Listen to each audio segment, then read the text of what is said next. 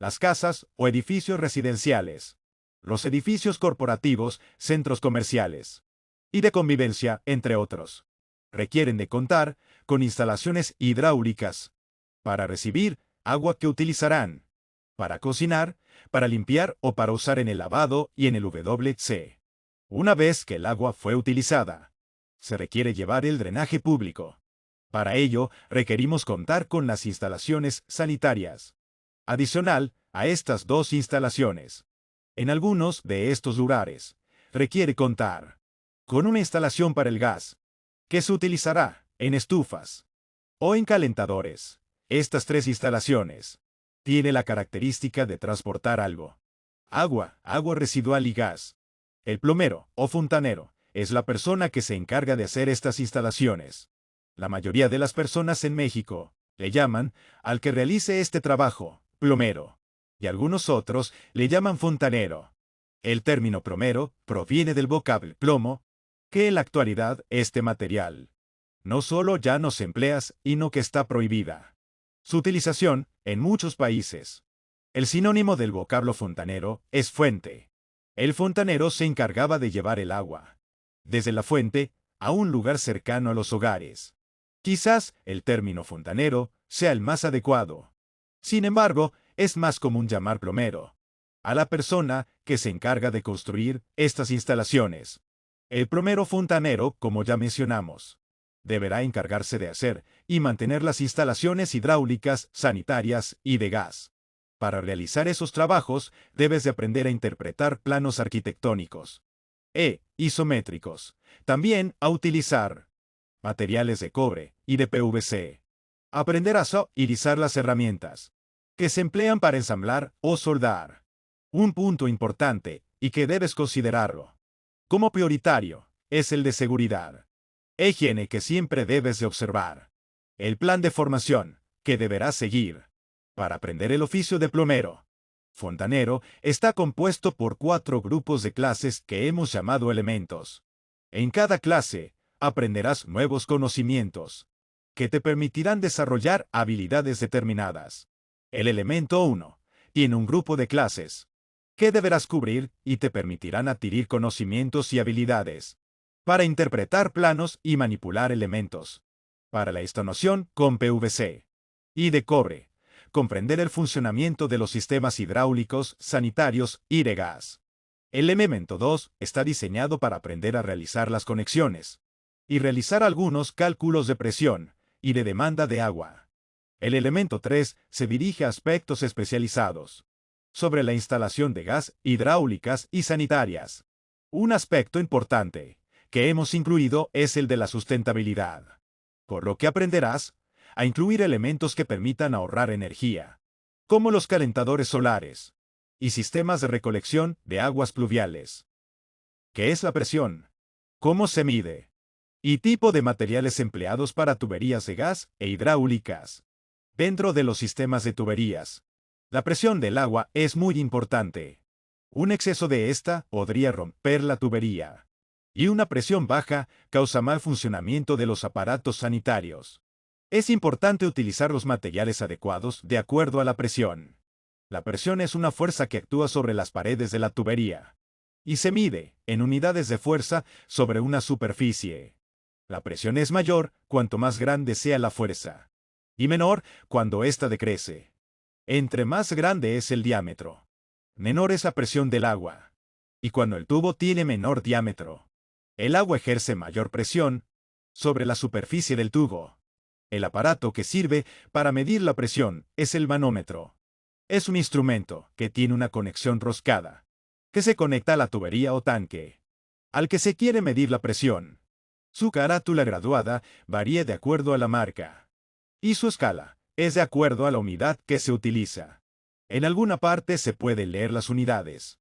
Para este caso, son libras por pulgada cuadrada, aunque también se puede leer en kilogramos por centímetro cuadrado. La aguja nos indica en la carátula cuál es la presión en el sistema. Algunas veces se utilizan otros términos para identificar la presión, como el pascal, el metro columna de agua, o la libra fuerza por pulgada cuadrada. La presión puede medirse en diferentes unidades. En el Sistema Internacional de Unidades, la unidad de presión es el pascal. Su símbolo es PA, y que equivale a una fuerza de 1 Newton por metro cuadrado. En el sistema técnico gravitatorio, la unidad base es el kilogramo, fuerza por centímetro cuadrado, mientras que el sistema técnico de unidades lo define como metro, columna de agua.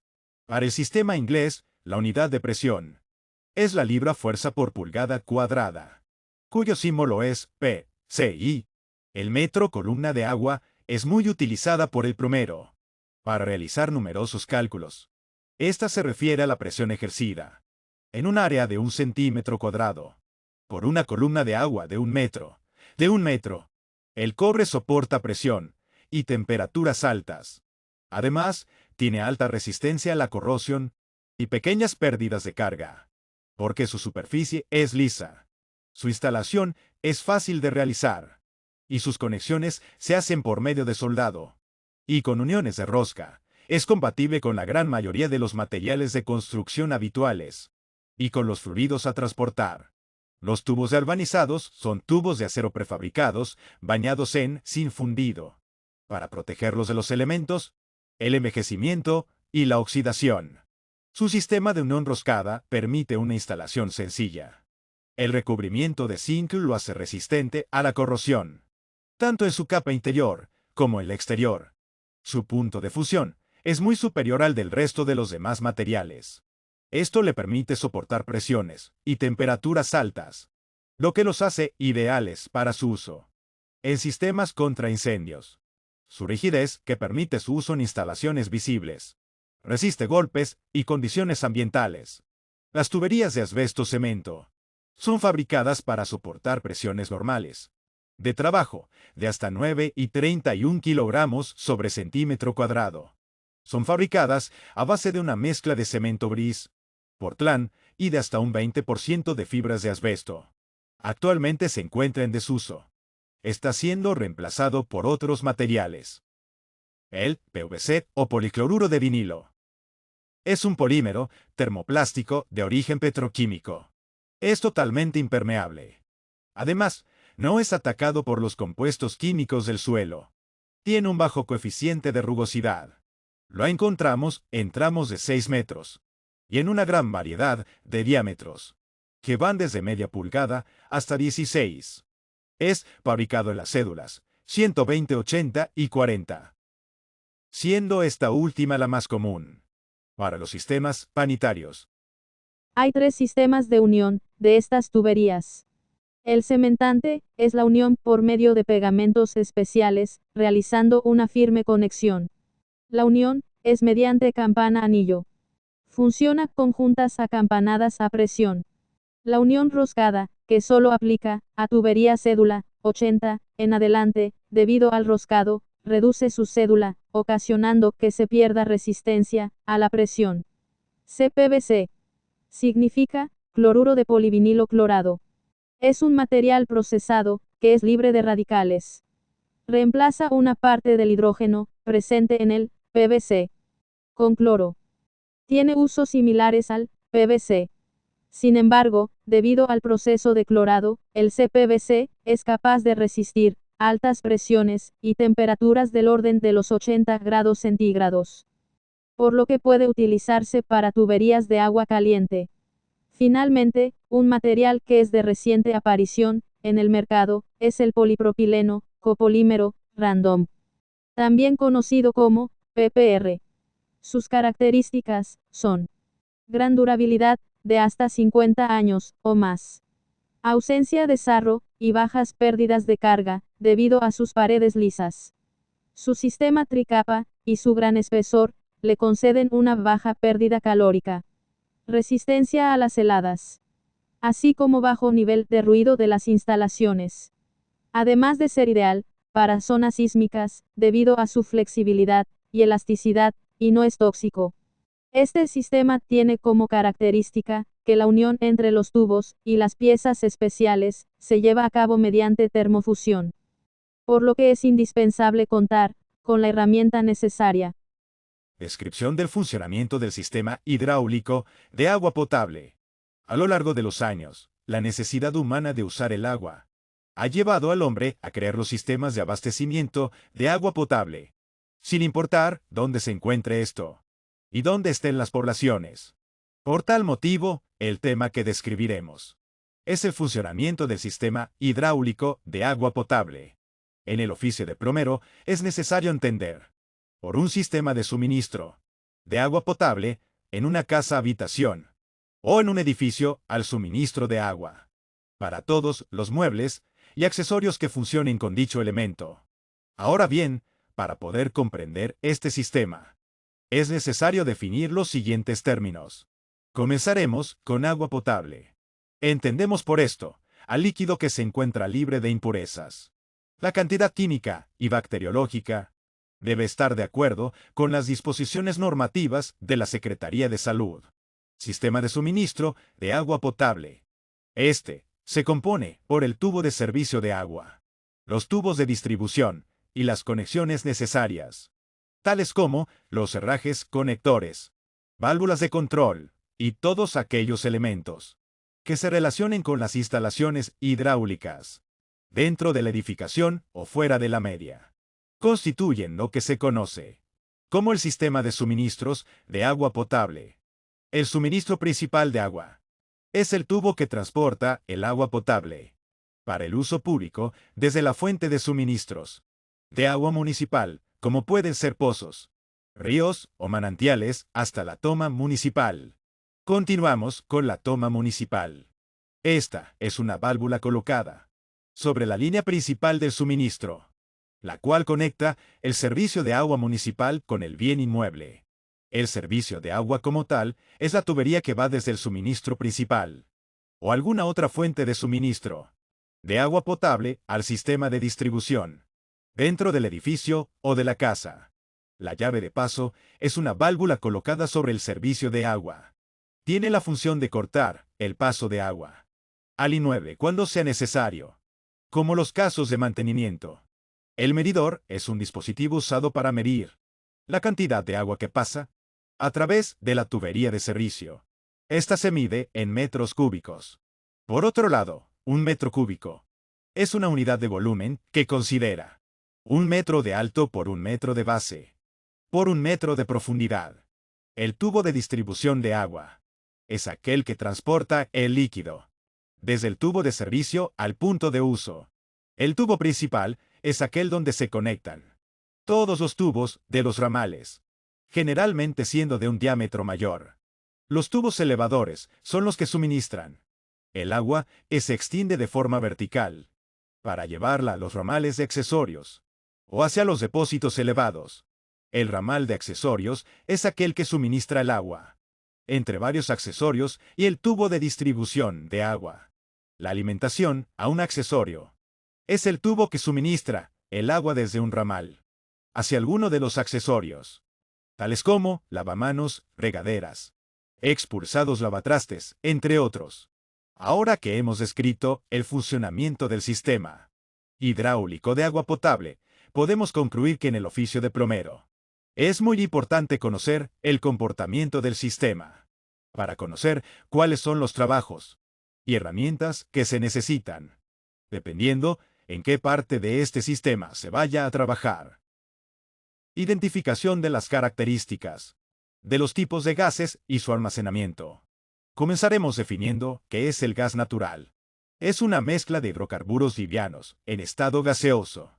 Este puede tener impurezas químicas que, por lo general, se retiran antes de que sea entubado el gas a los consumidores. El gas natural se usa en los hogares y en la industria. Se conoce también como gas seco o gas dulce.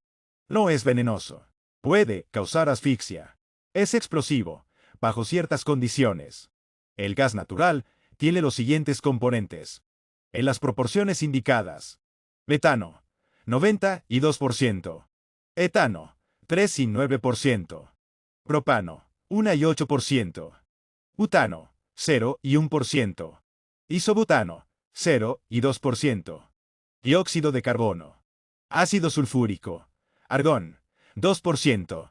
No debemos olvidar que la presión de trabajo para aparatos de uso doméstico Es de 18 gramos sobre centímetro cuadrado. Ahora bien, podemos clasificar en dos grandes clases el gas. Una es gas manufacturado. Este gas se produce a partir del carbón. Al quemarse, produce una llama azul. Y generalmente se le agregan otros combustibles para incrementar su capacidad de calefacción. Este tipo de gas se usa en casas e industrias. Puede ser venenoso porque contiene monóxido de carbono y es explosivo bajo ciertas condiciones. Gas licuado de petróleo.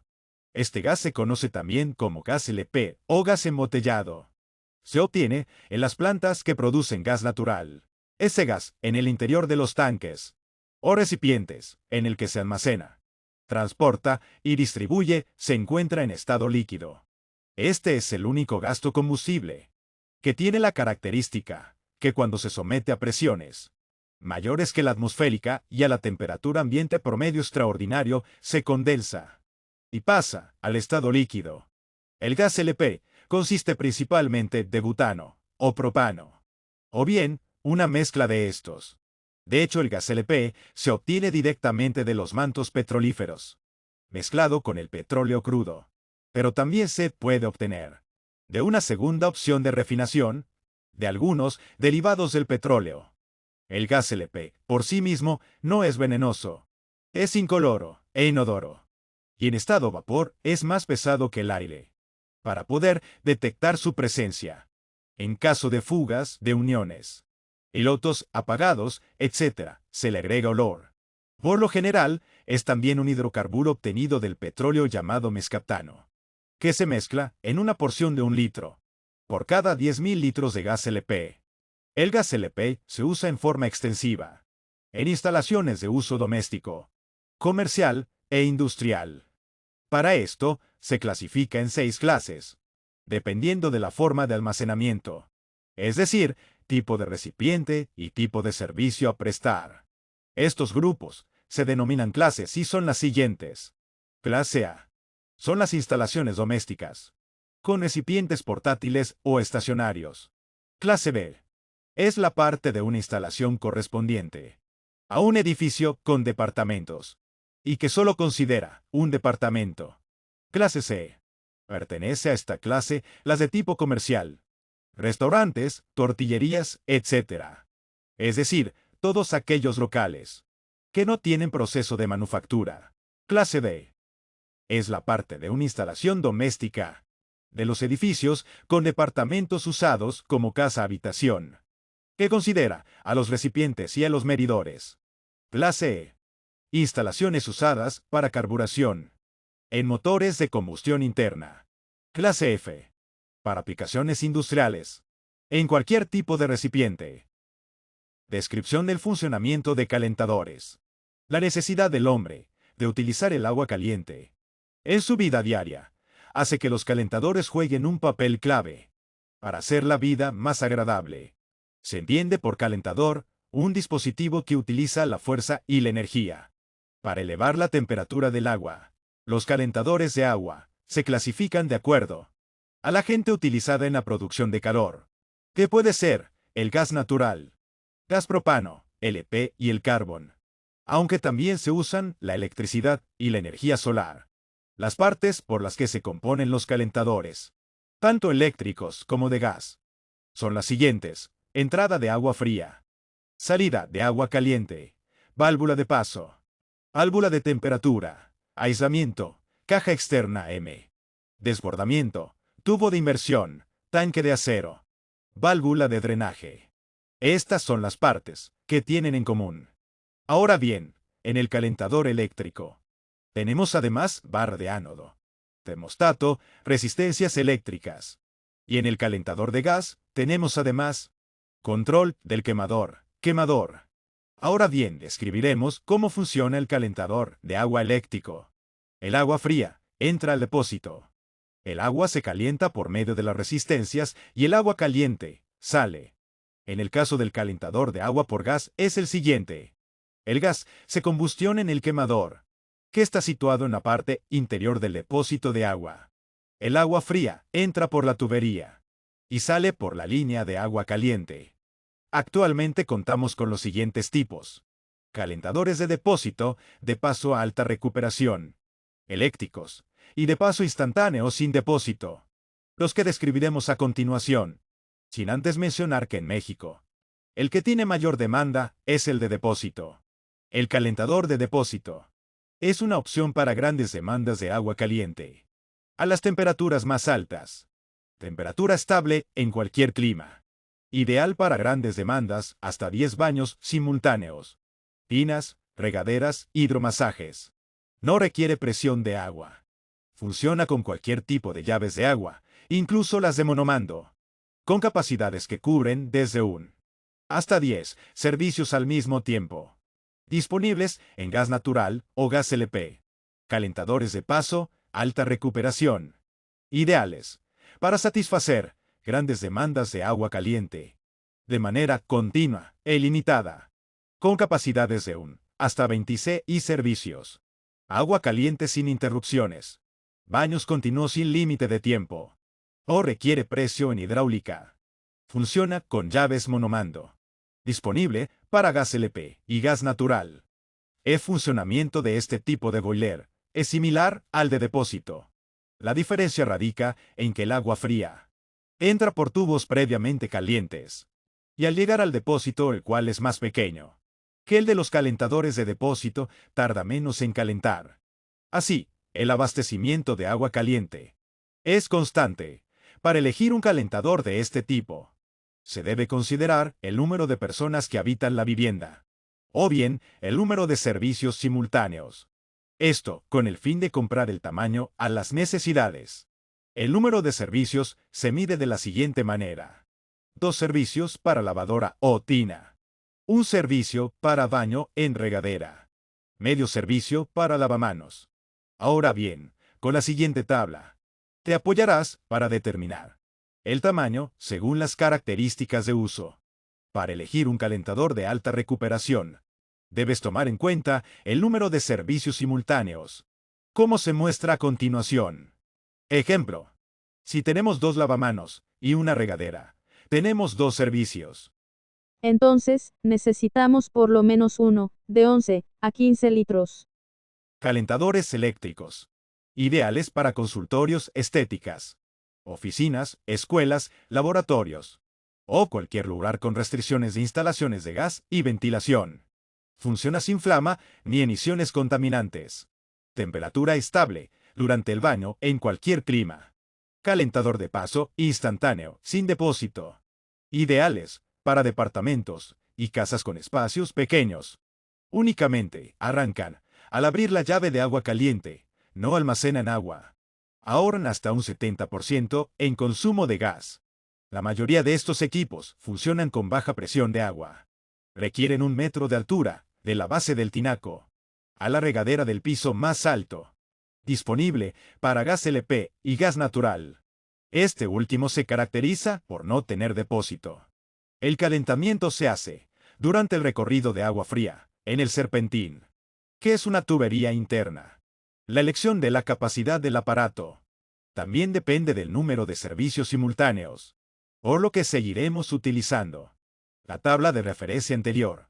La elección de un calentador depende básicamente del agua caliente que se requiera. Pero además debes considerar factores, como el lugar donde se instalará o el ahorro de energía. A continuación presentamos un cuadro de resumen, con las características de 3 tipos de calentadores. Descripción del funcionamiento de los componentes de una instalación, de acuerdo al tipo de gas. Las estufas, calentadores y calderas convierten el gas LP o natural en energía calorífica, que se utiliza para cocinar y calentar agua. En esta clase, conocerás los elementos que requieren las instalaciones para proporcionar gas a la estufa y a los calentadores de agua. El gas es uno de los energéticos fósiles más utilizados en la industria y en los hogares.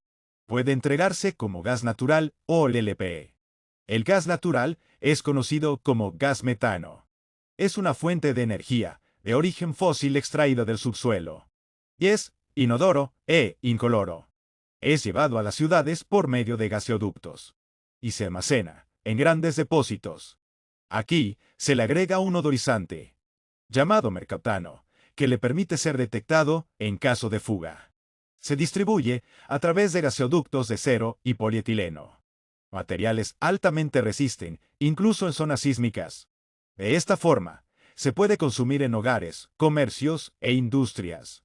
Está considerado como el tipo de energía más amigable con el medio ambiente, ya que no contamina y no es tóxico. El gas LP es el nombre genérico para el gas butano y propano. Es un gas tóxico, inodoro e incoloro, por lo que se le agrega un odorizante para detectar las fugas. Tiene la propiedad de volverse líquido a determinada temperatura, por lo que su distribución es diferente. Al gas natural, en el hogar, debe haber un depósito estacionario o un tanque cilíndrico portátil e intercambiable.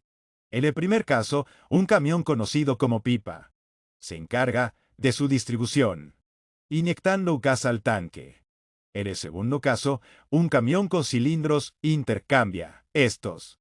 Para la instalación de gas en cualquier edificio, vivienda o industria, se requiere conocer la trayectoria y ubicación que llevan los elementos. En la instalación, para esto, es necesario interpretar planos de las instalaciones. Este es un tema que aprenderás en clases posteriores. Como es de suponer, hay diferencias entre las instalaciones de gas, LP y natural. También los hay entre los elementos necesarios para la instalación de un depósito de gas LP con tanque estacionario y una con cilindro. Debes aprender a identificar algunos elementos de las instalaciones: tubos, recipientes, conexiones, válvulas, llaves y reguladores. La instalación de los ductos de gas puede estar dentro de la construcción o puede viajar por el exterior. Los materiales a utilizar son tubos de acero galvanizado, cédula 40. Tubo de fierro negro, cédula 40 y 80. B. Cobre rígido, tipos L y K. De cobre, flexible, de polietileno, de alta densidad. Y manguera especial de neopreno. Los conectores deben ser del mismo material que los tubos. Para el caso de aplicación industrial, en donde las tuberías son de 2 pulgadas de diámetro o mayores, normalmente las conexiones se roscan o se sueldan. Los tubos de cobre o de bronce se pueden usar para instalaciones a la intemperie o subterráneas, pero nunca ahogados en las losas de concreto. La tubería de acero galvanizado, cédula 40, se utiliza por lo general en instalaciones de bajo costo. Comparado con otros materiales, su tiempo de vida es reducido. La tubería de fierro negro, cédula 80, se usa normalmente en redes de distribución de gas natural o de gas LP, para el suministro a unidades, conjuntos habitacionales o fábricas. Las tuberías de polímeros como FlowGar son de muy fácil instalación y no se requiere herramienta especializada. Las tuberías de cobre son usadas para conducción de gas. Debe ser resistente a los efectos corrosivos, por lo que su grado de pureza debe ser del 99%, con una porción de 0.02% de fósforo. El cobre rígido, tipo L, se usa en instalaciones de gas natural o gas LP, excepto en las líneas de llenado, ya que la presión es alta. Las tuberías se pueden encontrar en diferentes calibres.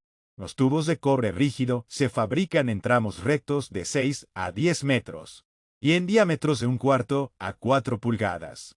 Los tubos de cobre flexible se fabrican en rollos de 18 a 30 metros y diámetros comerciales de 1/4 a 3/4 de pulgada. Se usa instalaciones de cilindros portátiles y donde se consideren movimientos de equipo, esfuerzos por trabajos de mantenimiento, cambio de posición de muebles, como estufas, hornos o calentadores. La tubería de cobre rígido tipo K está marcada en color verde. Se fabrica solamente en temple rígido, en tramos rectos de 6.10 metros y diámetros comerciales de 3/8 a 2 pulgadas. Se utiliza en la instalación, en la parte de llenado de gas, al tanque estacionario. Las conexiones, válvulas, llaves, uniones y derivaciones se fabrican de bronce, latón y cobre. Para cambiar el diámetro en una trayectoria, se utilizan reducciones tipo campana. Cuando refieren a ellas, Siempre se indica primero el diámetro mayor de la unión. Los codos permiten cambiar la trayectoria de la instalación. La puedes cambiar a 45 o 90 grados. Cuando los codos son reducciones, siempre se indica primero el diámetro mayor. Los codos que tienen cuerda se les denomina codo con rosca, y soros indica si la rosca es interior o exterior. Las conexiones pueden ser de 3 bocas de la misma medida, o con 2 iguales, y si tienen rosca o no. Los tanques de gas tienen una válvula de seguridad, que sirve para evitar fugas, o que se usa cuando no se desea que pase gas a la línea de alimentación. Las llaves de paso también se conocen como llaves de corte o de maneral, y sirven para cerrar algunas de las líneas. La estufa debe tener una llave de corte, y el calentador también. Un tramo espiral de tubo de cobre flexible se conoce como Victile. En un extremo se conecta la válvula de servicio y en el otro, el regulador. A partir del depósito de gas, debe instalarse un regulador de presión, el cual controla el flujo de gas de salida, para evitar presión en las paredes de los tubos. Mantiene la presión constante, independiente de las variaciones, a la entrada de gas o salida del depósito. Interpretación de plano de instalaciones de gas. Para la instalación de gas de cualquier edificio, vivienda o industria, es necesario conocer la trayectoria y la ubicación que llevan los elementos en la instalación. Por tal motivo, es importante saber interpretar los planos de instalación de gas, ya que estos son una guía que nos proporciona el arquitecto o ingeniero encargado de la obra. Te sugerimos que tengas a la mano algún manual de instalación de gas. Por ejemplo, el que lleva el nombre de Manual de Instalaciones Hidráulicas, Sanitarias, Gas, Aire Comprimido, Vapor, del autor Sergio Cepeda. Para poder interpretar correctamente los planos de instalación de gas, es necesario mencionar que tenemos dos tipos de planos en una instalación: los arquitectónicos y los isométricos. En los arquitectónicos vemos los elementos en una sola vista, en planta, cortes o fachadas. Y en el isométrico vemos la trayectoria completa y sus elementos. A continuación presentamos dos planos. Una planta arquitectónica con su instalación de gas, la cual es para gas butano, en el que observamos que se utilizan dos tanques portátiles o cilindros, ubicados en el patio de la fachada principal, de los cuales sale la línea para alimentación, que es visible hacia el calentador. Está ubicado en el patio de servicio, en un lugar semitechado, y la estufa, que es de 4 quemadores en la cocina. Este plano nos ubica dentro del inmueble. El siguiente es un isométrico del mismo proyecto, en el cual observamos a detalle el recorrido de las instalaciones. Hay dos cilindros de gas de 20 kilogramos, un regulador de baja presión, en símbolo y abreviatura, así como su consumo de 0.93 metros cúbicos por hora, y su presión de salida de 27,94 gramos por centímetro cuadrado. 3 metros de cobre rígido tipo L, con diámetro de 19 milímetros. Un calentador de paso conectado con un rizo de tubo de cobre flexible, de 12,7 milímetros de diámetro, y un consumo de 0.2774 metros cúbicos por hora. 2. 80 metros de tubería de cobre rígido tipo L, de 12,7 milímetros de diámetro, que alimenta con un rizo de 1,5 metros de tubería flexible, de 12,7 milímetros de diámetro, a una estufa de 4 quemadores, horno y comal con un consumo de 0.5578 metros cúbicos por hora. Este tipo de isométrico nos da detalles de la instalación. En el corte, observamos la trayectoria de las instalaciones, de manera lateral, de los cilindros, el calentador y la estufa, lo que nos permite comprender mejor el recorrido que tendrá la instalación a través del inmueble. Apoyándonos con los planos anteriores, se visualiza mejor cómo es el proyecto. Todos los proyectos de instalaciones de gas deben estar bajo la norma oficial mexicana, NOM 004 SEDG 2004. Instalaciones de aprovechamiento de gas, LP, diseño y construcción. Todo esto para la segura operación así como la prevención y atención de siniestros que pudieran ocasionarse por la inadecuada instalación, la valoración mediante la constatación ocular, mediciones y pruebas de las condiciones de seguridad de las instalaciones. Asimismo, el procedimiento para la evaluación de la dependencia correspondiente. Cortado y pegado, tubería de PVC. La instalación hidráulica recibe agua potable. Estas almacenan un depósito que puede ser un tinaco y una cisterna. Del tinaco se distribuye para su utilización al baño, a la cocina, al lavadero y al patio. Una vez utilizada el agua, esta debe salir de la casa como agua residual o desecho. La instalación sanitaria se encarga de este trabajo. Las dos instalaciones, la hidráulica y la sanitaria, pueden ser de material derivado del plástico, PVC. Significa policloruro de vinilo. Es un derivado del plástico. El PVC se fabrica de dos tipos: rígido y flexible. El rígido se utiliza en las instalaciones sanitarias e hidráulicas, en envases, ventanas. El PVC flexible en cables, mangueras, juguetes, calzado entre otros. Los aditamentos para realizar la instalación son tubos rectos, codos de 90 grados, niples, TC, etc. Todos son de PVC. Y como se mencionó, su conexión no requiere soldarse y no pegarse. Al realizar las conexiones en las instalaciones hidráulicas y sanitarias, la seguridad debe ser tu prioridad.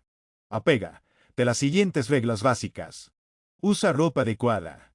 Los pantalones largos y las mangas largas te ayudarán a proteger tus brazos y piernas. Evita usar ropa demasiado floja o suelta. Al cortar y pegar, protege tus ojos usando lentes de seguridad. Utiliza mascarilla para proteger tus pulmones. Utiliza botas, casco y guantes. Retira los obstáculos o elementos que puedan provocar problemas posteriormente. No dejes herramientas en el piso, en lugares donde puedas tropezar con ellas. Y asegura la escalera firmemente antes de subir a ella. El tubo PVC rígido se produce en dos calidades: la hidráulica, que es empleada para conducir el agua potable, y la sanitaria, que es utilizada en el drenaje. El proceso para cortar y pegar la tubería de PVC es el mismo en cualquiera de las instalaciones. Los materiales que utilizaremos para cortar y pegar las instalaciones son tubos rectos de PVC, de diferente diámetro. Utiliza tu plano para determinar el tipo y el diámetro de los tubos a ensamblar. Coples para ensamblar dos tubos en trayectorias rectas o para cambiar en una misma trayectoria tubos de diámetros diferentes. Codos para cambios de dirección. Y derivadores para hacer dos o más trayectorias de una. Hay una gran variedad de elementos que se utilizan en las instalaciones. Te recomendamos pedir al proveedor de materiales un catálogo o bájalo del internet. Las herramientas que utilizaremos para cortar y pegar los tubos son las siguientes: flexómetro para medir la longitud a la que se debe cortar, medir a qué altura se colocará el tubo, entre otras cosas. Cegueta para cortar el PVC, ima para emparejar o retirar rebaba del PVC, cemento para PVC para pegar los tubos y los diferentes elementos de la instalación. Navaja, gasolina blanca, estopa, lija fina, brocha, trapo, franela. El procedimiento que se debe seguir es el siguiente: marcar con el flexómetro la longitud del tubo a la que se va a cortar. Con la cegueta, con dientes limpios afilados, se realizan los cortes. Estos deben ser rectos para que ayuden al sellado de la tubería. También pueden usar cortadores de tubo para PVC, solo que tiene un límite de apertura hasta de 1/3. El siguiente paso es quitar con una lima el reborde o rebaba que quede en la pared interior. Y enseguida, con una navaja bien afilada, se quitan las rebabas de la pared exterior y se hace un pequeño bisel. Con un poco de alcohol o gasolina y un trozo de estopa, se limpia el extremo que se va a unir con cemento. También se limpia el interior de la conexión para eliminar la grasa y la humedad. Enseguida, se pule un poco con lija fina para quitar suciedad y abrir pequeños poros. en los que agarre mejor el cemento. Con un lápiz, haga una marca en el lugar preciso, para que pueda ser vuelta a colocar, en su posición correcta. Una vez que haya aplicado el cemento, con una brocha de cerdas naturales, ponga el cemento para PVC, en el exterior del tubo. Enseguida, en el interior de la conexión. Deslice la conexión en el tubo, hasta que tope, en el borde interior, y gire un poco hacia un lado, y hacia el otro. Para distribuir mejor el cemento. A continuación, coloque la pieza, exactamente donde hizo la marca. Desde el momento en que se comienza a poner el cemento, hasta el momento en que se termina de poner la conexión, no debe de transcurrir más de un minuto. Con un trapo, limpia el exceso de cemento, que salga por la junta. La conexión se deja sin mover, por una hora. Y después se manipula con cuidado. Solo después de 8 horas, se debe conectar el agua. Aunque es ideal, esperar 24 horas. Después de terminado el trabajo, guarde la herramienta, y limpie el lugar en donde trabajó. Conexiones de componentes en instalaciones hidráulicas. Es importante conocer cuáles son los componentes, conexiones y accesorios que se pueden utilizar en un sistema hidráulico. Es responsabilidad del plomero, al momento de construir o dar mantenimiento, saber cuáles serán las piezas que deberá utilizar. Normalmente, en la instalación hidráulica, se utilizan múltiples conexiones y piezas. Como materia prima, se utiliza el cobre. Este se une y se conecta con conexiones de bronce o de cobre, tipo soldable. Otro material que se utiliza es el plástico, PVC. Todas estas conexiones deben tener las siguientes características. Deben ser fabricadas con las dimensiones exactas, ya que es importante que las uniones sean perfectas y sin fallas. Deben ofrecer una mínima resistencia al flujo de agua. Su uso es rápido y seguro. Ahora bien, los tubos son los elementos que transportan el agua, ya sea para uso o para desecho. Los tubos que se utilizan en el uso de agua potable deben tener las siguientes características: impermeables, no ser corrosivos, no alterar el color, sabor, potabilidad y olor del agua. No deben sufrir cambios físicos ni químicos. Tenemos dos tipos de tubos, de metal y de plástico. Los metálicos se fabrican de acero galvanizado, acero inoxidable, cobre, bronce, plomo y latón. Tubos de plástico. Los de policloruro, PVC. Policloruro de vinilo. Y el CPVC, clorado. Este soporta hasta 82 grados centígrados. Es liso, en color marfil, tramos de 3.05 y 6.10 metros. Se une a través del procedimiento de cementado. Puede sustituir a la tubería de cobre y galvanizada. Los de polipropileno, PPH. Polipropileno y mocolipero, PIPPC. Polipropileno o polímero. Los de polietileno, PER, polietileno reticulado. Y PVD, polietileno de baja densidad. De esta clasificación, los tubos más usados actualmente son: en metal, los de cobre, y en plástico, los de PVC. Y recientemente, el PPC, polipropileno, o polímero, que se caracteriza por su color verde. Para unir las piezas, es necesario utilizar la termofusión. Las desventajas son: por ser un metal relativamente blando, se debe manipular con mayor cuidado. La unión entre estos tubos se hace por medio de accesorios de unión con juntas de compresión, uniones de ajuste suave y por soldadura. Los diámetros comerciales de estos tubos van desde 1/4 de pulgada hasta 4 pulgadas. Los tubos de cobre son maleables, fáciles de trabajar y muy resistentes. Se fabrican en un 99.9% de cobre, con una pequeña parte de fósforo, que sirve como desoxidante. Los tenemos en dos tipos: los de temple duro, para tuberías verticales, y los de temple blando, o recocido, como son los tubos de cobre flexible. Las ventajas de usar elementos de cobre son que tienen paredes internas lisas, para que el agua circule fácilmente y sin pérdidas. Esto provoca que no se hagan incrustaciones de sarro. Por el hecho de que el cobre es blando, dúctil y maleable, no se requiere de tantos herrajes y conectores. Por su ligereza, facilita también su manipulación. Los tubos de PVC se usan principalmente en los sistemas o instalaciones de evacuación. Pero existe una serie PVC de presión usada para la alimentación. Las ventajas de estos tubos son su bajo costo, su ligereza y facilidad de instalación. Para la evacuación de fluidos calientes.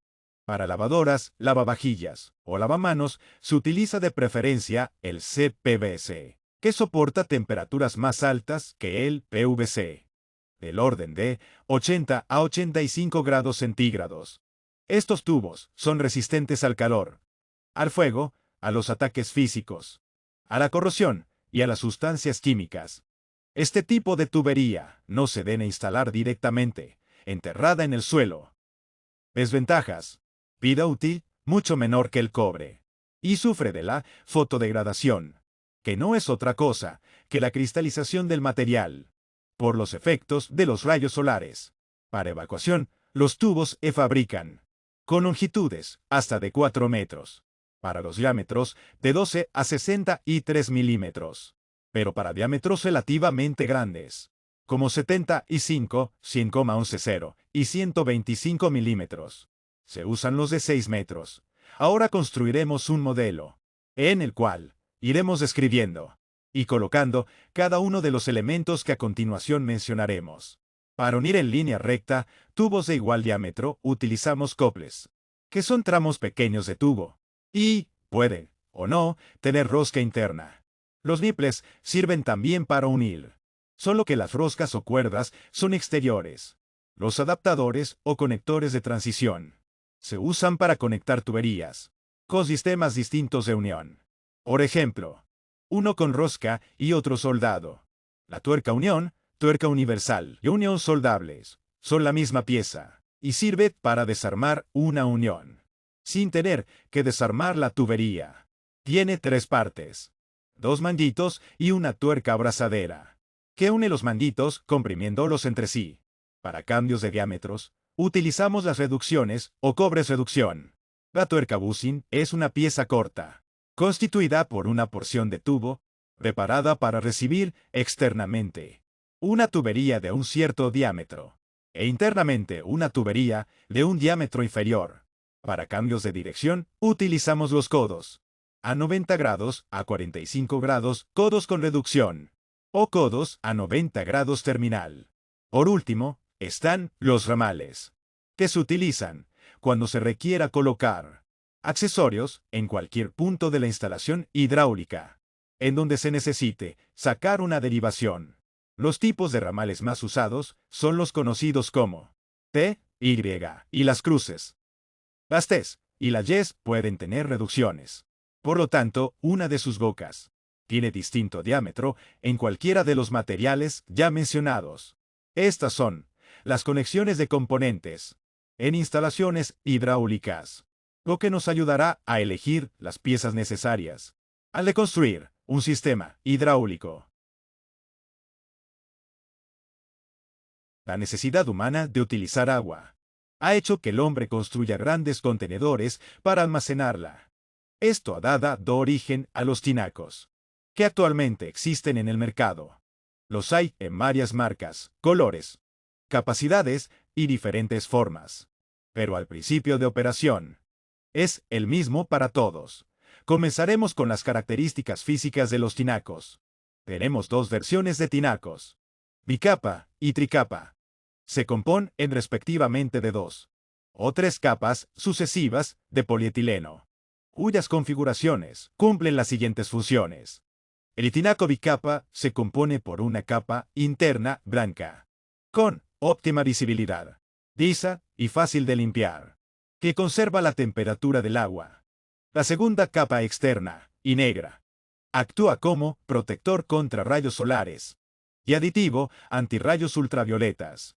El tinaco tricapa tiene las mismas características en sus 2 primeras capas. La tercera capa es de color, que da una protección externa, con un aditivo antirrayos ultravioleta. Esta es una de las razones por la que los tricapa tienden a ser de color. En conclusión, la configuración es exterior.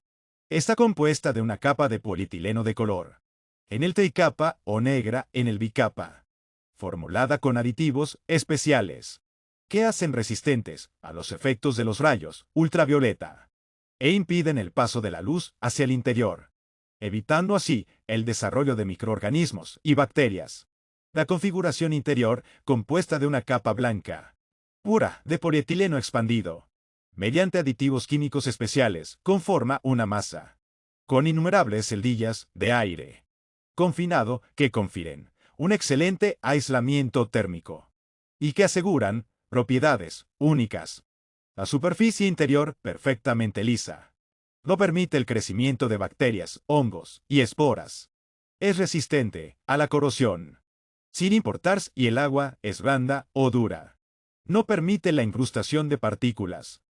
Y su material asegura las características inodoras e incoloras del agua, además de ser atóxico e inerte. Los tinacos son fabricados de acuerdo a exigentes normas nacionales e internacionales de calidad.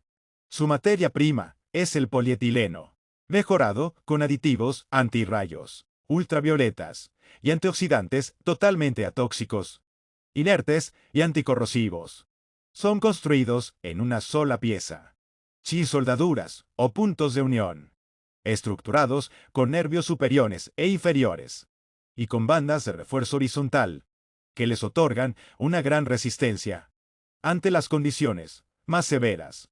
Las nuevas generaciones cuentan con tapa rosca, que aseguran un sello hermético, invitando a la entrada de agentes contaminantes, así como la voladura de la misma, un hecho demasiado común en los tanques tradicionales. La resistencia y robustez estructural de los tinacos, debido a su diseño, permite una fácil y segura manipulación, ya sea para su transporte o para su montaje. Debemos considerar la capacidad del tinaco que necesitamos. De forma comercial, se pueden encontrar las siguientes capacidades: 450 litros, 600 litros, 750 litros, 1100 litros, 2500 litros. La capacidad depende de las características de su lugar, de su instalación. Por ejemplo, para una casa-habitación por 5 habitantes, de acuerdo a las normas técnicas complementarias, que nos indican que sean 150 litros por persona al día, tal suerte que 5 por 150 es igual a 750 litros, lo que nos da como resultado un tinaco de 750 litros como mínimo.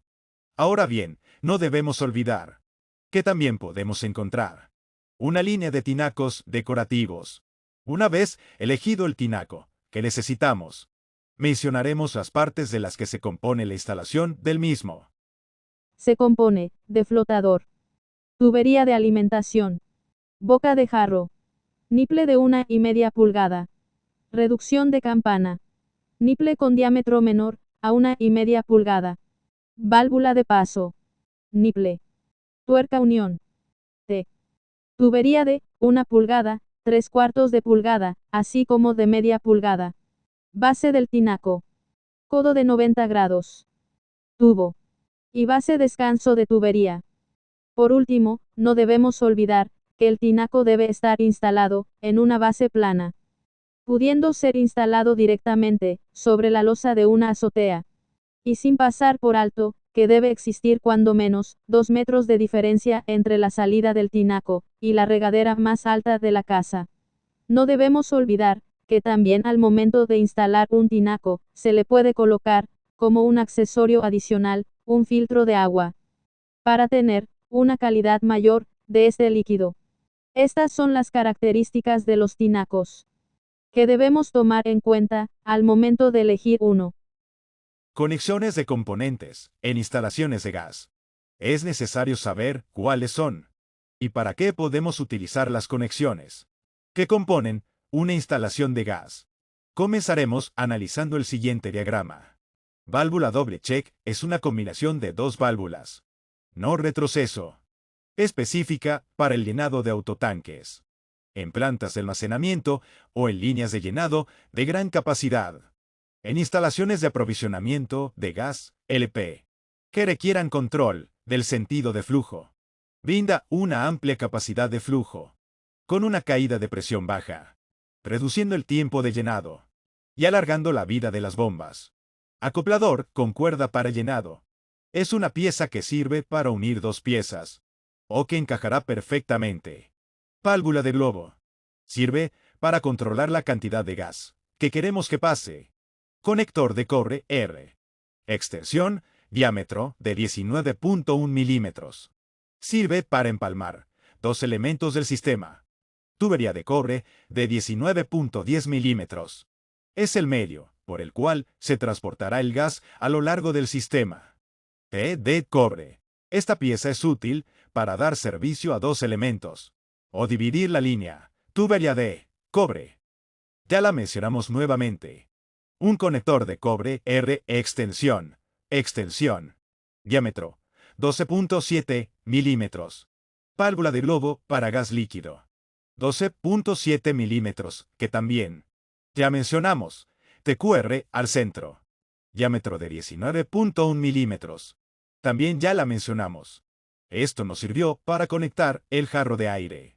Válvula de relevo hidrostático. De 19.1 milímetros. Está diseñado para liberar el gas cuando la presión interna del sistema que lo contiene supere el límite establecido. Su misión es evitar una explosión por el fallo de un equipo o por el exceso de presión. Codo de 19 milímetros por 90 grados. Para cambios de dirección a 90 grados. Biple galvanizado. R corrida 19 milímetros. Ya lo mencionamos, pero aquí contamos con otro. Reducción Busingal. Diámetro de 31.8 por 19.1. Se utiliza para unir tubería de cobre de un diámetro con tubería de cobre de otros diámetros inferior. Codo galvanizado. Diámetro de 31.8 milímetros por 45 grados. Cambio de dirección, pero a 45 grados. Por último, otra válvula doble check para el gas líquido del diámetro de 3.8 milímetros. Para la línea de consumo necesitaremos válvula de servicio para el tanque portátil. Permite conectar o separar fácilmente y bajo presión de todos los sistemas. Punta Pol. Sirve para conectar una válvula de un cilindro a una rosca. Regulador de BP. Es un instrumento usado para controlar la entrega de gas a presión constante.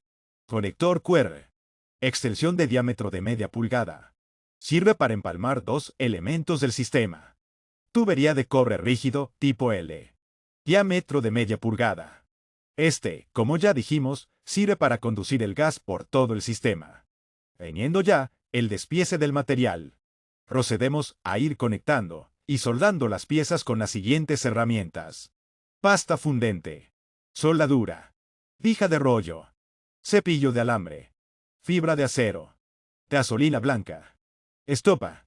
Cortador de tubo con rima o la rima. Puede ser impensable. Boquilla. Brocha. Flexómetro. Tanque de gas butano. Llave inglesa. Cinta teflón. Aplicando las técnicas de soldado y de ensamblado, vistas en módulos anteriores. Esta fue la descripción de los tipos de componentes que integran la instalación de gas.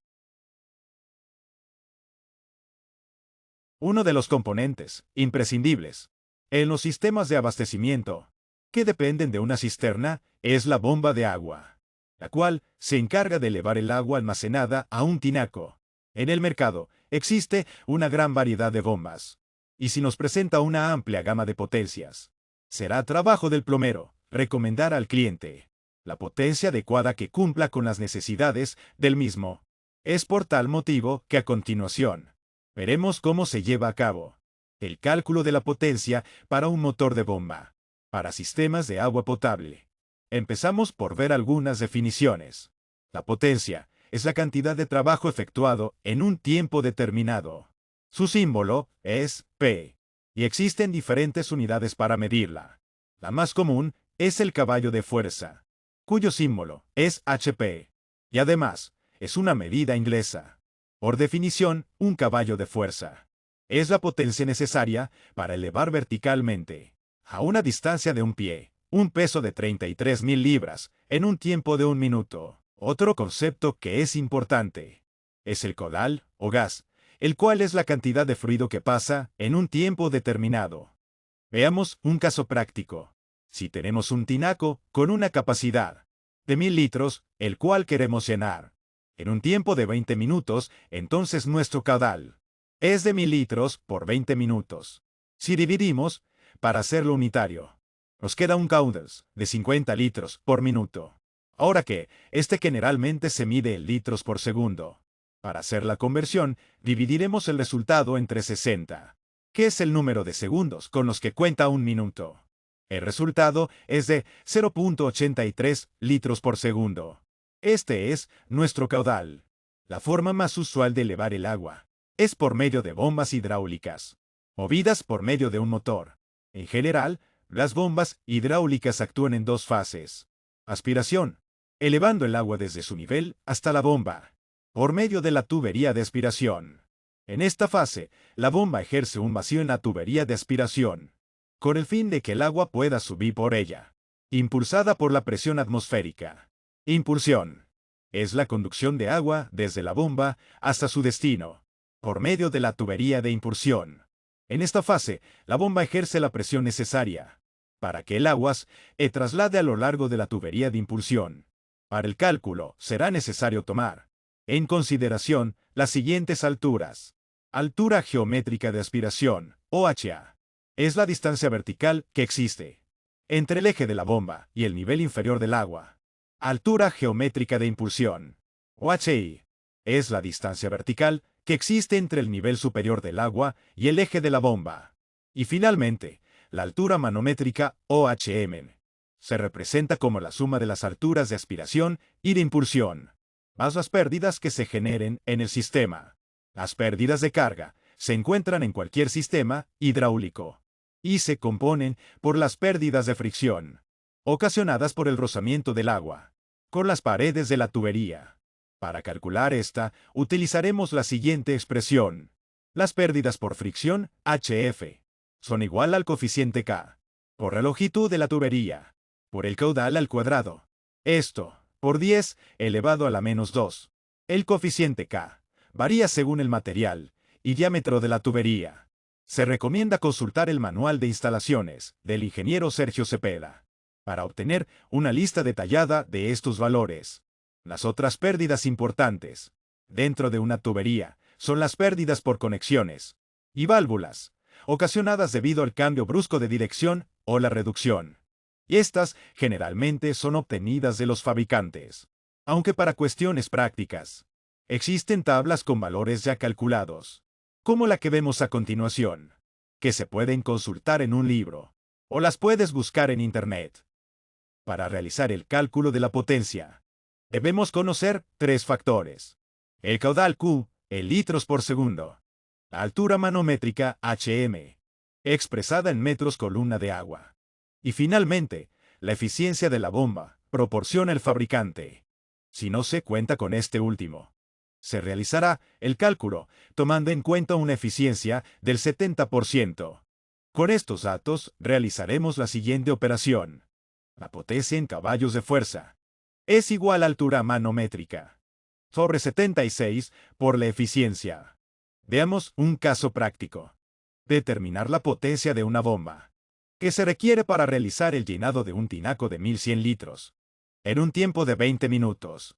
Se tiene una altura de absorción de 3 metros y una altura de impulsión de 9 metros. La instalación es con tubería de cobre. Empecemos por calcular el caudal. Si tomamos en consideración que dejamos 100 litros de reserva antes de que se acabe el tinaco, y restamos 100 litros, que corresponden al espacio de operación del flotador, el volumen total que la bomba elevará son 900 litros. Ahora, definamos el tiempo en segundos. El tiempo requerido son 20 minutos. Esto lo multiplicamos por 60, ya que un minuto tiene 60 segundos. Y con esto nos queda un tiempo de 1200 segundos, como el caudal es volumen sobre tiempo, dividimos los 900 litros en un tiempo de 1200 segundos. Como que nos queda un caudal de 0.75 litros por segundo. La carga de succión corresponde a 3 metros columna de agua. La carga de impulsión corresponde a 9 metros columna de agua.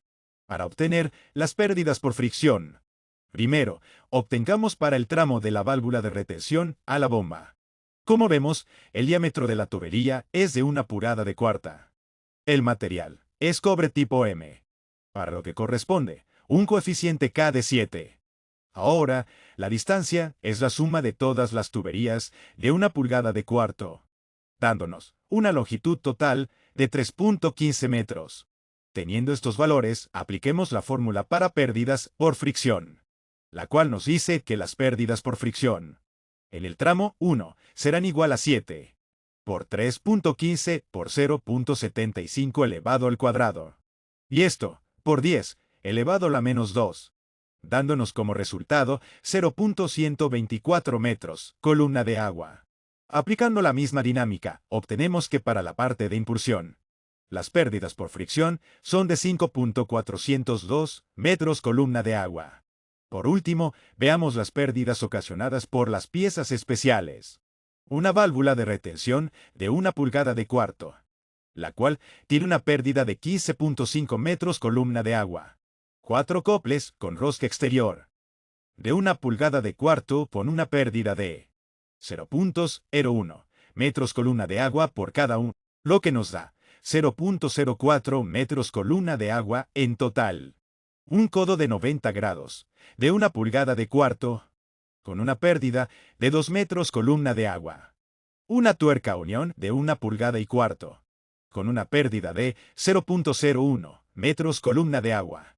Una válvula de globo de 3/4 de pulgada, con una pérdida de 11.4 metros. Con una válvula de retención de 3/4 de pulgada, con una pérdida de 4.1 metros columna de agua.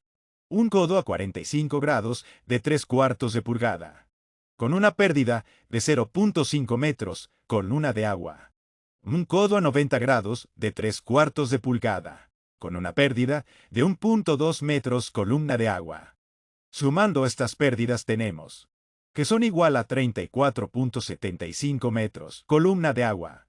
Finalmente, la altura manométrica, que es igual a la suma de la carga de succión, más la carga de impulsión, más las pérdidas por fricción en ambos tramos, más las pérdidas por las piezas especiales, dándonos como resultados 52.276 metros columna de agua.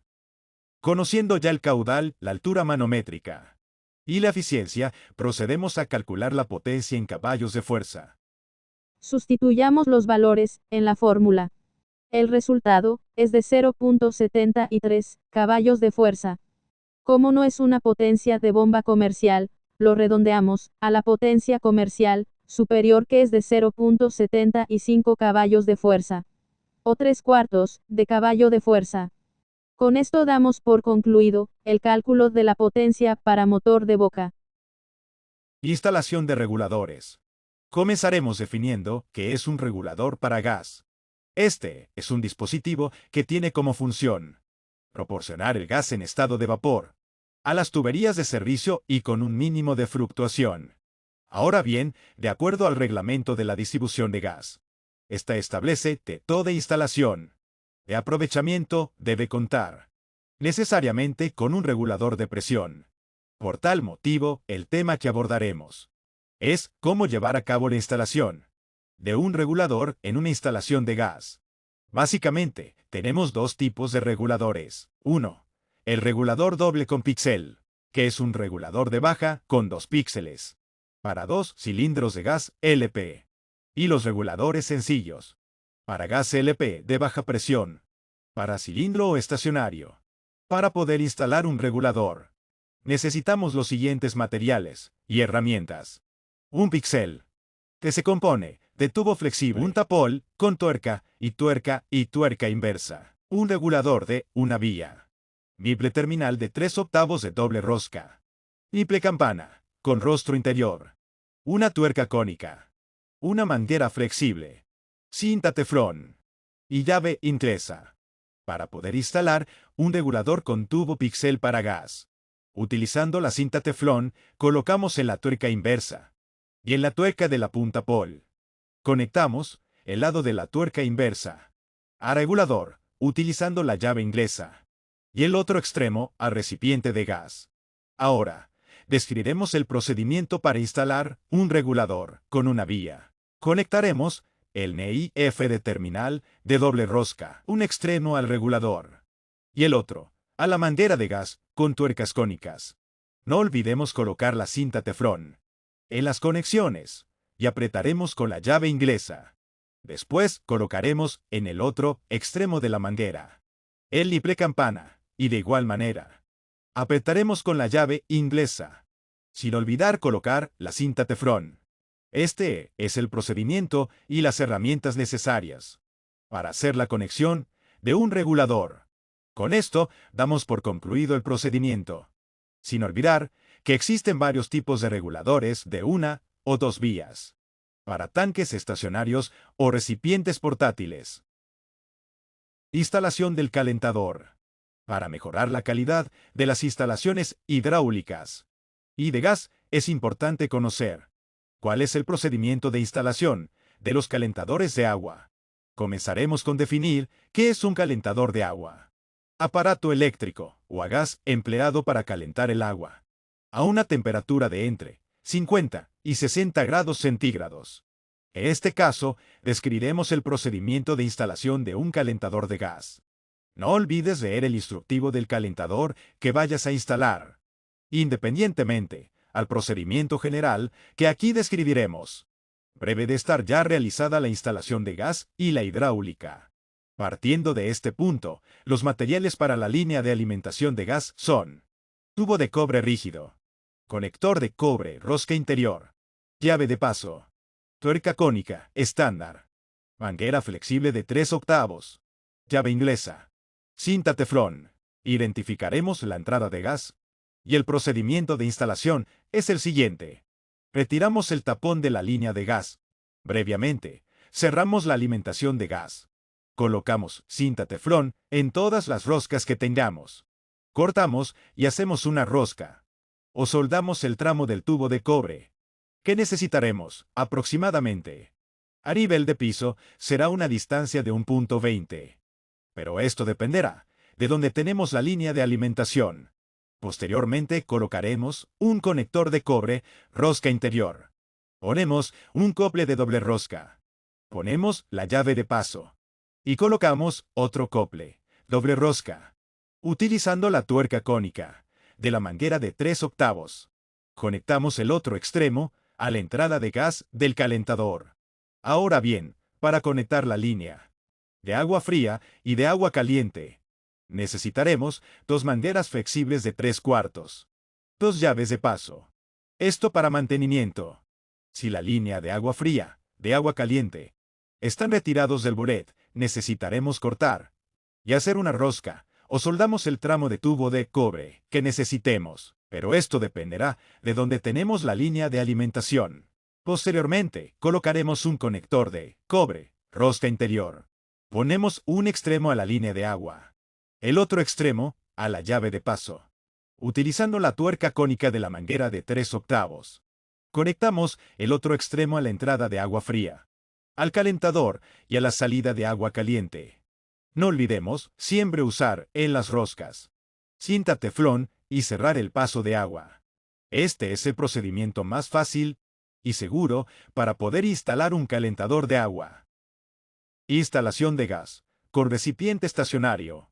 Un tanque estacionario es un depósito destinado para contener el gas LP, del cual se distribuye a las diferentes áreas que requieren de este combustible. Los tanques estacionarios los encontramos con capacidades de 120, 180, 300 y 500 litros. Localización del tanque estacionario. La instalación para un tanque estacionario se divide en 2 líneas. La línea de llenado y la línea de consumo. La línea de llenado por reglamento. Y tratando de obtener el máximo de seguridad, el cobre deberá ser de cobre rígido tipo K. Se debe instalar adosada al exterior y visible a 20 centímetros de tuberías eléctricas. La boca de toma debe estar a 2.50 metros como mínimo, del nivel de piso terminado. Por fachada, podemos eliminar la línea de llenado. Cuando esté el tanque, cerca acceso directo para el autotanque. Si se puede llenar de manera directa con una manguera. Para poder hacer la instalación. Para la línea de llenado, es importante cubrir los siguientes materiales.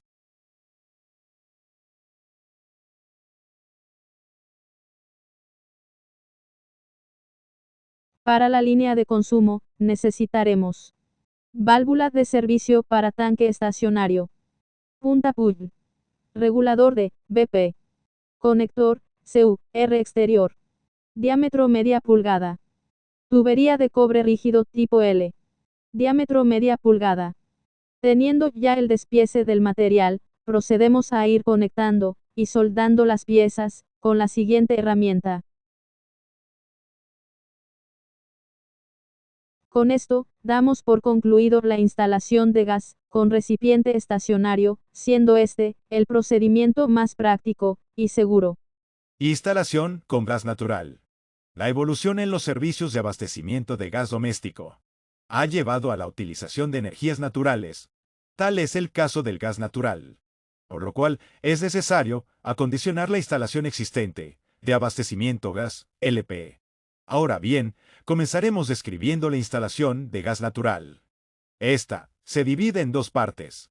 La instalación de gas exterior, la cual será responsabilidad del distribuidor de gas, la cual parte del medidor hasta la red de abastecimiento general, en la que nosotros no tendremos injerencia, y en la que sí tendremos injerencia será la red interior. Se entenderá por instalación interna el conjunto de tuberías, válvulas y accesorios apropiados para la conducción de gas natural, desde la salida del medidor hasta la tubería existente. En los equipos de consumo, si decidimos conservar la instalación de cobre, será necesario instalar válvulas de paso en cada equipo de consumo para facilitar el cierre del suministro y permitir cualquier manipulación del mismo. Debemos hacer el cambio de esprea de los equipos de consumo, ya que esto permitirá el paso del gas natural a los quemadores de los equipos, para que sea uniforme, regular y constante, ya que las espreas en equipos para gas LP son más pequeñas que las espreas que se utilizan para gas natural, tomando en cuenta las clases anteriores de corte, soldado y elaboración de cuerdas con tubería de cobre. Clausuraremos la conexión del anterior suministro, ya sea de un tanque portátil o un estacionario, y buscamos el punto estratégico para intervenir la instalación.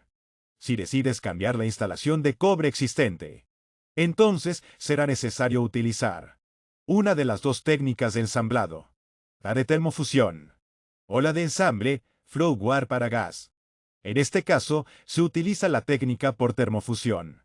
Los materiales a utilizar son los siguientes: tubo multicapa, conectores, codos, termofusor, cortadora de tijeras, guía de corte para sierra, dobla tubo, flexómetro.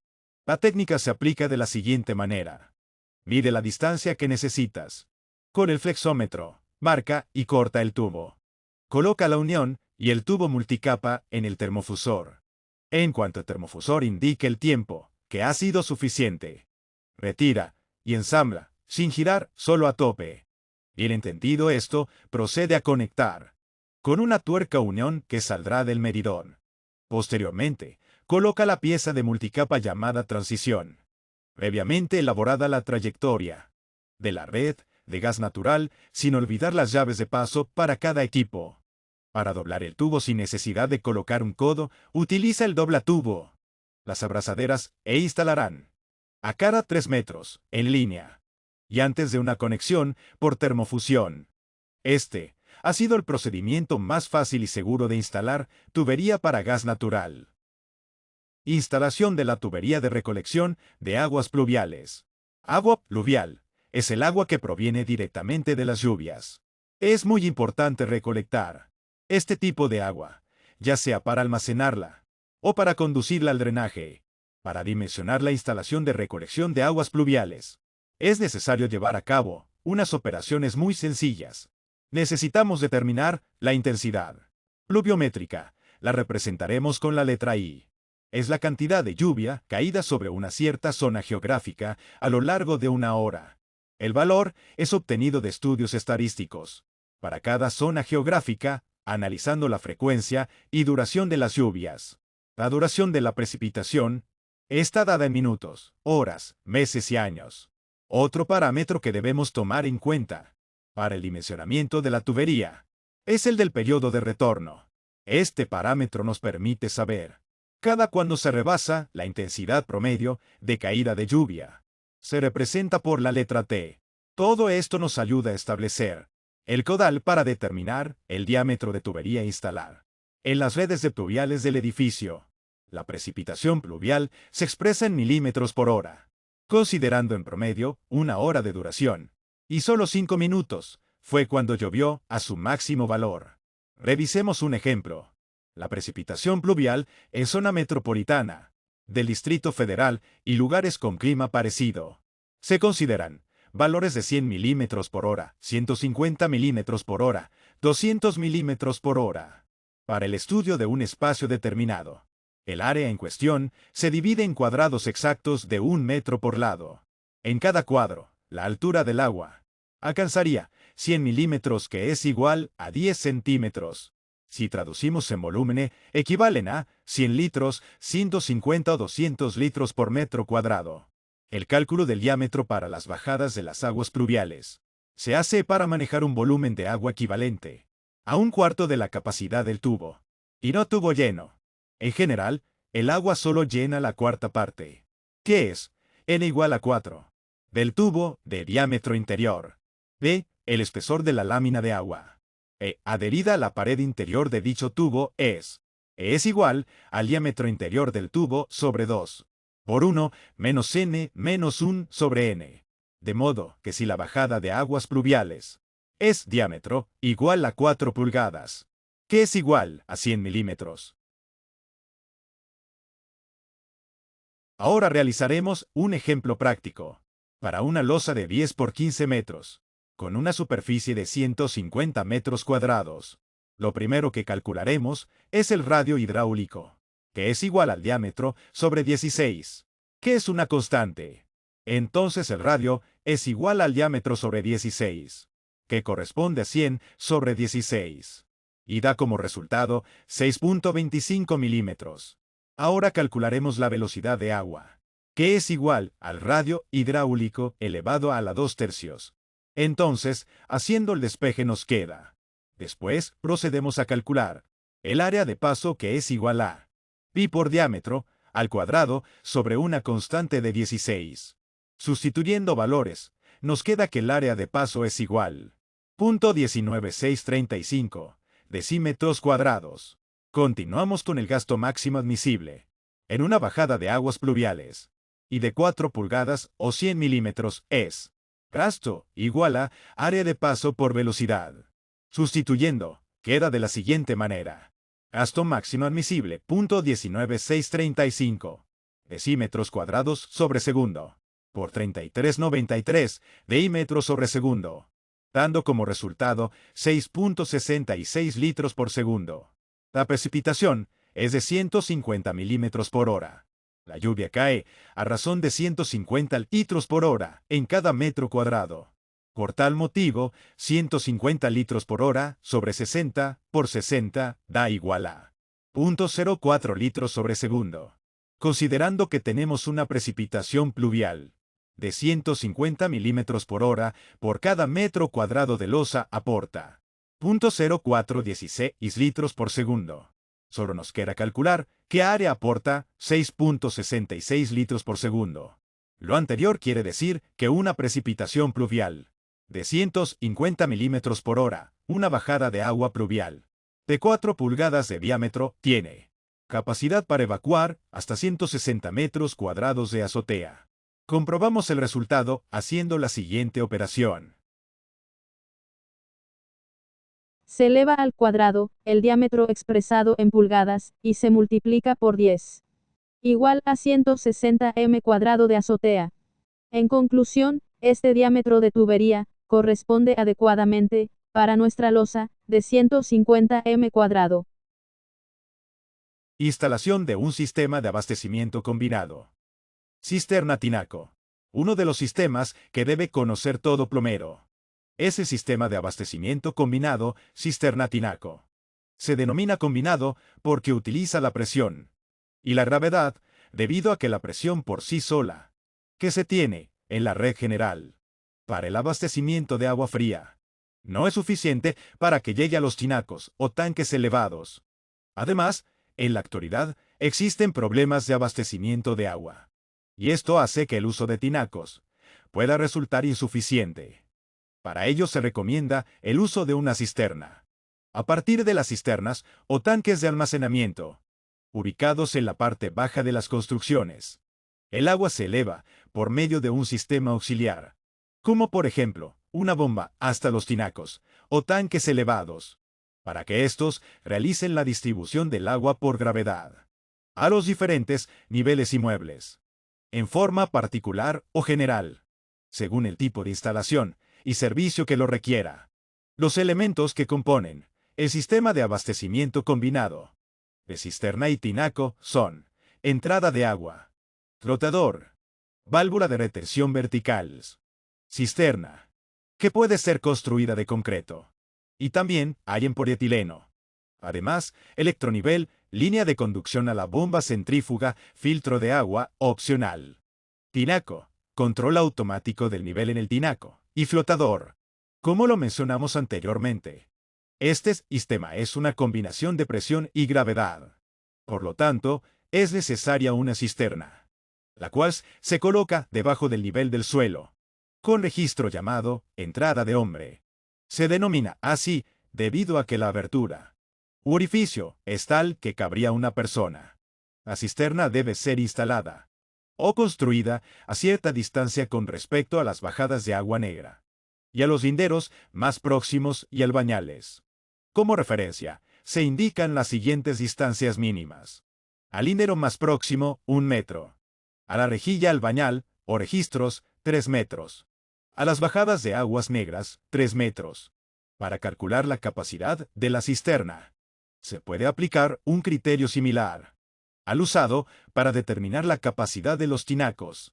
Solo que para calcular el volumen total, se supone que puede haber desabasto de agua. Y entonces se considera una cantidad como reserva, cuyo valor es igual a la dotación de agua por semana. Calculemos la capacidad de una cisterna de una casa-habitación que tiene 2 recámaras. Primero necesitamos conocer la dotación de agua por día. Para una casa-habitación que es de 200 litros. El número total de personas se calcula con el número de recámaras multiplicado por 2 y se suma 1. Para nuestro ejemplo, el total de personas es 5. El volumen total que se necesita para la cisterna es igual a la dotación total, más la reserva. Si multiplicamos 5, que es el número de personas, por 200 nos da como dotación total 1000 litros. La reserva es igual a la dotación, es decir, otros 1000 litros. Así, el volumen requerido para la cisterna es igual a 2000 litros, que corresponden a 2 metros cúbicos, que es el volumen interior que debe almacenar la misma. El sistema se completa haciendo el cálculo del tinaco y el cálculo de la potencia de bomba, que se ha visto en temas anteriores. Cierra el grifo de agua. La llave de agua se encuentra debajo del fregadero. Abre el grifo de agua caliente en el fregadero para saber si el agua está cortada. En el panel de servicio eléctrico, corta la electricidad que alimenta lavavajillas. Quita los tornillos que acoplan el lavavajillas. Ahora saca la cubierta inferior. Ahora saca los cables de los tornillos de terminal y apártalos del camino. Coloca un capuchón de rosca. Busca dónde está el suministro de agua. Usualmente está localizado debajo de lavavajillas. Desconecta la red de suministro de agua de la entrada de agua, sacando la tuerca. Afloja la abrazadera y saca la manguera para desconectar la manguera del desagüe de debajo del fregadero. Después de desconectar todos los aditamentos, coloca una manta enfrente del lavavajillas viejo, levántalo despacio y colócalo sobre la misma. Ahora que sacaste el lavavajillas viejo, limpia el lugar donde estaba puesto y donde instalarás el nuevo lavavajillas. Ponlo el nuevo lavavajillas en posición de espaldas. Conecta la manguera de desagüe con una abrazadera de compresión. Envuelve a conexión de la entrada de agua con cinta de teflón y coloca el accesorio de latón. Atornilla las patas delanteras del nuevo lavavajillas para que puedas deslizar la unidad en su lugar. Conecta la entrada de agua debajo del lavavajillas al codo del lavavajillas de 90 grados. Pasa el cable eléctrico a través de casquillo en el lavavajillas y ajústalo para que no se pueda salir el cable. Ahora haz todas las conexiones eléctricas. El cable de tierra al tornillo verde. Cable blanco al cable blanco. Y el cable negro al cable negro. Conecta la nueva manera de desagüe a su posición original. Llena la entrada de agua, abriendo el grifo de agua caliente. Verifica cuidadosamente que no haya ninguna fuga. Coloca los tornillos de montaje. Enciende la electricidad. Enciende la electricidad y tu lavavajillas está listo para usarse. Mira debajo del recipiente y ubica una tubería con una curva tipo J. Ope, este es el sifón de tu lavadero o fregadero. Puedes encontrarlo entre el tubo de escape y la tubería del desagüe. Coloca un cubo debajo del sifón del lavadero o fregadero. El cubo se utilizará para recoger el agua, la mugre y la suciedad que saldrá al retirarlo. Desenrosca las tuercas de la junta deslizante. Puedes hacerlo con las manos o usando una llave inglesa. Retira el sifón del fregadero. Cuando lo retires, asegúrate de ubicar las juntas tóricas. Debería haber dos, una a cada extremo. Tómale una foto al sifón antes de quitarlo. Para ayudarte a rearmarlo correctamente. Enjuágalo por completo hasta eliminar toda la suciedad suelta y la mugre. Puedes usar jabón lavaplatos para eliminar la mugre y la suciedad, mientras que frotas el sifón del fregadero. También puedes usar el cepillo limpiatubos para restregar y eliminar la mugre y suciedad del tubo de escape también. Coloca las tuercas de la junta deslizante en el escape y la tubería de desagüe primero. Utiliza la llave inglesa para terminar de apretar las tuercas de la junta deslizante.